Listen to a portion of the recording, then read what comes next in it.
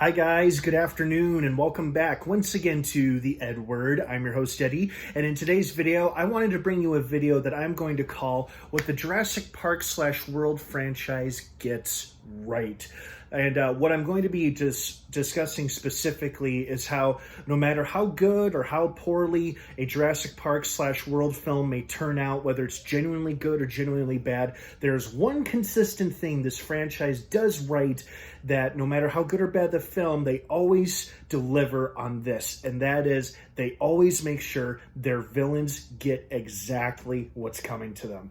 Now, before I go on, of course, I do want to warn you, this is obviously going to be a spoiler-filled review. I'm going to be talking about character fates / deaths throughout the entire Jurassic Park franchise, so if you're a little behind on this franchise, or if you've never seen any of these films, first off, what's wrong with you?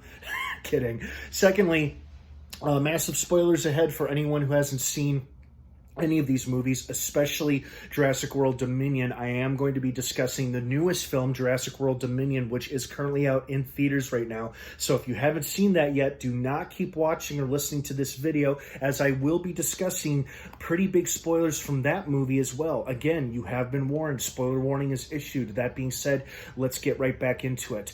Before I cut away to the visual elements I'm going to be using in this video, I wanted to explain what exactly this video is. So I know there's been a lot of criticism over the years that the sequels just don't live up to the original. And you know what? That's a fair criticism. Do I agree with it? No, not necessarily, but I can certainly understand and see why people say the things they do about the sequels. Frankly, I think Jurassic World was a fantastic film that was a worthy follow-up to Jurassic Park, and I very much enjoyed the Lost World Jurassic Park. I really am indifferent about Jurassic Park 3. In my opinion, it's the weakest and my least favorite of the Jurassic films, and I really enjoy Fallen Kingdom and Dominion as well. So I enjoyed this whole franchise with the exception of Jurassic Park 3. Well, I liked parts of 3, let's leave it at that. But no matter how good or bad these movies are, there is one consistent thing that they always do well, in my opinion, and that is they make sure their villains get exactly what's coming to them. You could call it karma, you could call it poetic justice, but whatever you want to call it or refer to it as, their villains always get awesome, memorable comeuppance deaths. And this video is going to be a breakdown of that, of some of my personal favorite villain deaths, why I think they're so well deserved, and why I enjoy them so much. So again, spoilers are going to be shown here in the visually towards you in the photos I'm going to be using, so you have been warned. So, of course, we can't have a villain death count without the one that started it all, Dennis Nedry, the disgruntled InGen Jurassic Park employee who took a hefty bribe in order to smuggle some dino DNA off of the island right before the park could open, which of course led to the devastating incident that became known as the Jurassic Park incident, with him turning off all the power and whatnot, played by one of my all-time favorite character actors, Wayne Knight, who of course was known as Newman in Seinfeld, and he's done tons of other movies, both live action and animation, but this is easily my favorite role from him, and he is definitely one of my all-time favorite Jurassic Park characters. And this death actually makes me a little sad because I wish he had a bigger role in the film. I understood why he died. He kind of had to die to pay for what he did, but personally, I just wish they didn't have to kill him off so quickly or right away, because he's such a delightful character. And of course, here he is getting exactly what's coming to him in the form of a Dilophosaurus. This is the dinosaur that spits out its toxic venom, which blinds and paralyzes its victim right before it goes in for the kill and starts eating it. And that is exactly what happened to Nedry here. You can see the side profile of his face where the Dilophosaurus sprayed him earlier. He manages to get into his Jeep, but not before one jumps in there with him or right before he has a chance to see it. And of course, it's too late, and the scene cuts to the exterior of the Jeep, where we see the Jeep rolling and we hear Nedry screaming as the Dilophosaurus roars and starts to tear and rip into his flesh. Again, it makes me personally sad to see him go, but this is a great villain death for one of the villains who started it all. And now moving on to Jurassic World. This is, of course, Hoskins, played by Vincent D'Onofrio, and I'm sorry if I'm butchering that last name. I liked this villain just fine. I liked that he couldn't get the idea through his head that animals or nature cannot be controlled. Like, he can't seem to comprehend or grasp that idea, because here he is talking with Owen, Chris Pratt's character, about how the raptors he's commanding are going to be eventually used for military purposes and use them to replace them with troops on the ground. So our troops would be safe and the raptors would go in for the kill. You know, he's not bad for a bad guy, and he's actually quite likable in my opinion, but there are things about him that make him unlikable, like taking advantage of a chaotic situation, which is chaos erupting at Jurassic World with the Indominus Rex escaping and killing people. He sees it as the perfect opportunity to unleash the raptors and use them to hunt and kill the Indominus, and of course that doesn't work because the Indominus is part raptor, and the raptors turn on Owen and the other humans. And later, towards the end of the movie, he's revealing how nature will always be, and then he gets cut off when one of the loose raptors gets between him and our main characters, and he tries desperately to pet it or reassure it that they're on the same side, but of course the raptor, being a velociraptor, does not comply with that, and it bites him right on the hand, allowing Claire, Owen, and the boys to escape. And of course the last thing we see and hear is him screaming, the loud sound of flesh tearing and blood splattering on the window, indicating the raptor has just started digging into its dinner. And it's a satisfying death to a villain who was better or worse, for lack of a better term. Now, here's a guy whose death was really satisfying to watch. This is Ken Wheatley, who's one of the mercenaries hired by the main villain of this movie, Mills, who hires him to go to Isla Nublar and save, quote-unquote, the dinosaurs from a pending volcanic eruption.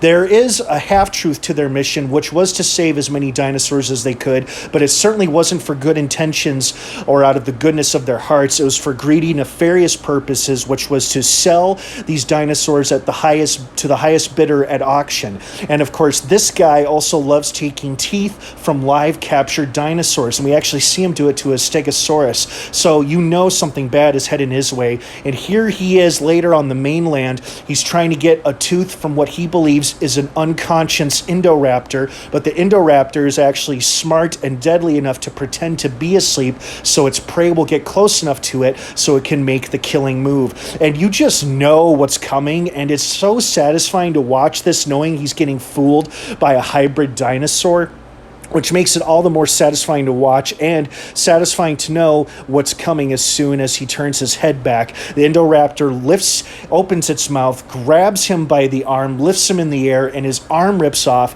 as he tries to plead for his life, and the Indoraptor, of course, does not comply and eventually rips into him. And it's a great, satisfying villain death to watch, because this guy was very unlikable. He was played by a great actor, Ted Levine, who, of course, was best known as Buffalo Bill from The Silence of the Lambs, and he's done many other shows and movies over the years. I thought he did a great job playing the lead mercenary who was out to collect trophies in the form of dinosaur teeth, and of course got his comeuppance at the claws of one of the other villains in this movie, the Indoraptor. I am considering the Indoraptor as one of the many villains in this film. It may kill and feed on some of the other human villains, but it kills and feeds on a lot of people and other dinosaurs throughout the film. And here is the scene that happens following the image that we were just watching, the one that I was telling you about, where it opens its jaws, it lifts him in the air, and his arm eventually rips off, and here he is trying to plead for his life as the Indoraptor then roars in his face. And of course, the kill is technically off screen, but we do see the Indoraptor digging into him as his screams eventually stop, and he is finally taken down by the Indoraptor. Another satisfying villain death to watch at the hands of a very scary and very dangerous dinosaur who in itself is also a villain. So it's like evil taking out evil, so to speak. Of course, the Indoraptor isn't necessarily evil. It's just following its very violent behavioral instincts because it was engineered that way. And here is our main villain of the film, Ellis Mills, who, of course, is using the co-founder of Jurassic Park, Benjamin Lockwood, is using his estate and his finances to fund the expedition to Isla Nublar that Wheatley was a part of to rescue and save as many dinosaurs as they could, especially Blue, since they needed her and her DNA to create the Indoraptor, also using a bone that they took from earlier in the film from the Indominus Rex, which was now dead in the bottom of the tank of the Mosasaurus, if you remember that memorable opening sequence. You obviously know this guy is up to no good when we first meet him, and he recruits Claire to then recruit Owen to go to the island to save the dinosaurs. And he doesn't do anything particularly nasty himself, but he's behind a lot of, if not most of, the nastiness of this film, which is creating the Indoraptor. It's overseen by Dr. Wu, hosting the exclusive bidding or auction of the dinosaurs at the estate, and just being an overall prick to the girl Macy and being a prick to Owen and Claire. You don't mind seeing something bad happen to him, and you sincerely hope something bad happens to him, because as the movie goes along, he becomes less and less likable and more unlikable, which is what you want in a good movie villain, in my opinion, because you really want to see him get what's coming to him. And sure enough, that is exactly what happens. Here he is towards the end of the film, antagonizing our heroes right before they get interrupted and chased off, all of them, by the Indoraptor. He tries to make his escape towards the end of the film by escaping with the Indominus bone that his men had collected. But of course, as he bends over to pick it up, T-Rex, who is now on the loose thanks to the chaos at the estate, has now scooped him up in its mighty jaws, and he screams for his life as the Rex starts to chew and munch on him. And of course, just to finish it off, as we're about to see in the image that follows along, we're going to see the Carnotaur show up and help T-Rex rip the son of a bitch in half, and it is always such a satisfying villain death that it actually made me cheer and clap in theaters when I saw Fallen Kingdom for the very first time, because I was so happy to see Rexy in another badass, memorable scene where she, of course, takes out the real villain of the story in a very satisfying, very memorable death, where you're like, yes, this is exactly what that SOB has coming to him.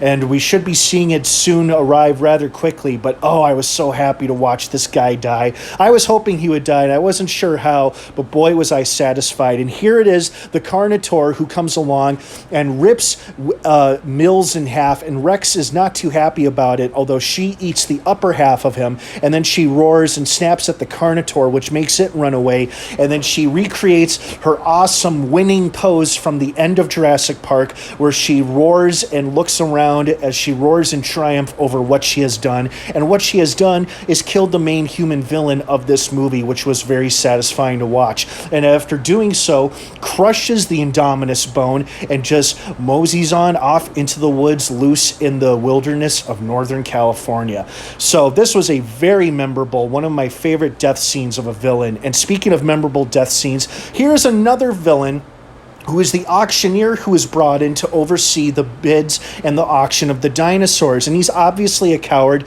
when he tries to escape from the Indoraptor. Right after it has killed the mercenary Wheatley, he gets into an elevator with some other remaining people, and they escape just barely in the elevator. But then the Indoraptor, when it swings its tail, the tail busts the elevator controls, causing the elevator doors to open, especially right after this guy has a big sigh of relief and whew moment, thinking that he's escaped near death. But of course, because he's an evil prick, or at least just a cowardly one, he hasn't escaped his fate, as he starts to realize the elevator doors are opening right behind him, with the Indoraptor just mere feet away from him and the other people trapped inside the elevator. I always felt kind of bad for the other people who were in the elevator with this guy when he was killed, but it's a funny shot seeing the Indoraptor roar right in his face, causing his toupee or his wig to nearly blow right off his scalp right before it cuts to black, and we hear the Indoraptor roaring and him screaming, along with the other people in the elevator screaming. But I was mostly glad to see this guy go,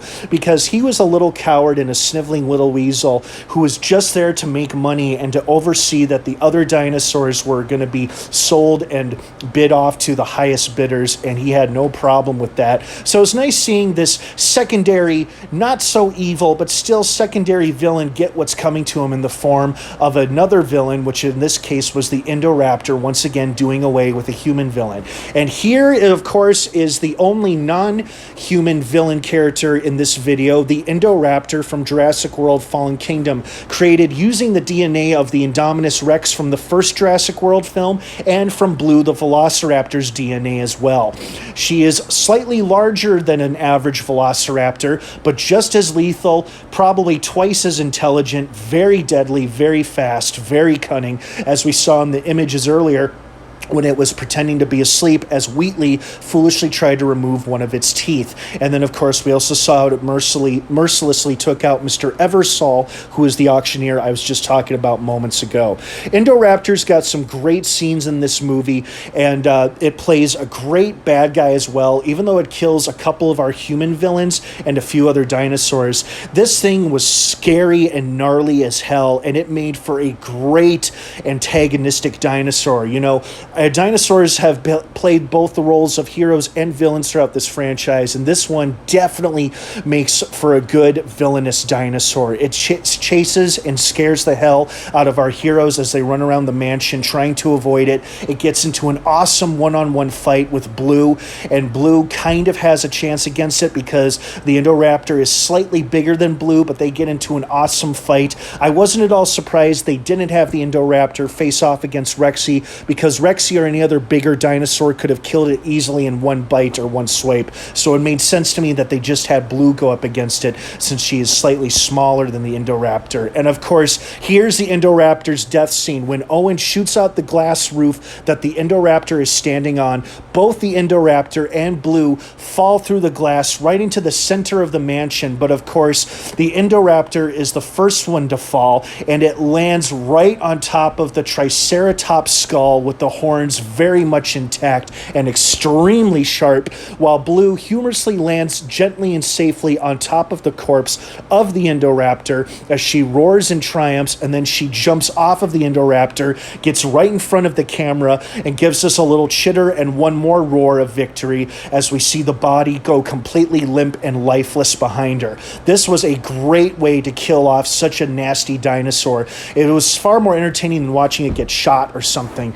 And of course, here we are for the most recent film, Jurassic World Dominion. Our main bad guy in this film is Lewis Dodson, the very same Dodson who recruited Nedry in the first Jurassic Park film to steal the dino DNA and embryos. Here he is towards the end of the film getting called out for the rat bastard he is by Dr. Malcolm, who temporarily worked for him only to expose and discover InGen's and his dirty little secrets. And here he is getting told off and fired by Dodson, and Malcolm foreshadowing and warning Dodson he's going to get exactly what's coming to him. And if you need a reminder of who Dodson was in Jurassic Park, on the left there is how he appeared in Jurassic Park. On the right is how he appears in Jurassic World Dominion. And that is because he's played by two different actors. I guess the actor on the left got into some serious legal trouble, which caused him to stop acting for all these years. So the part obviously had to be recast, and they got the guy who played Peter Parker's dad in the Amazing Spider-Man films, Campbell Scott, who did a great job.